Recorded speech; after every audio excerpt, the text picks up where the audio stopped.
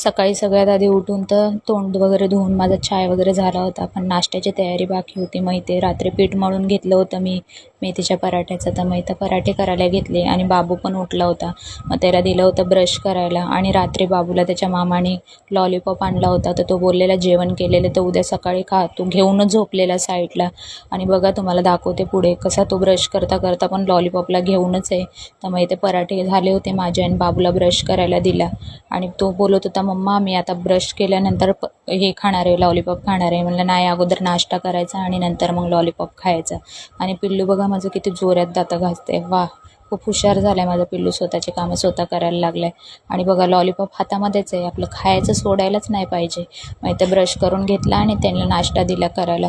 त्याला पराठा चारला आणि मी पण करून घेतला. मग स्कूलमधून येताना बाबूला स्कूलमधून येतानाच वांगे घेऊन आलेले आणि मस्त इथे मसाला भरलेले गावरान पद्धतीने मसाल्याची वांग्याची भाजी बनवून घेतली आणि संध्याकाळची तयारी अशी होती. भाजीमध्ये बनवली वांग्याची भाजी मसाल्याची आणि बाबूशी थोड्याशा गप्पा मारल्या.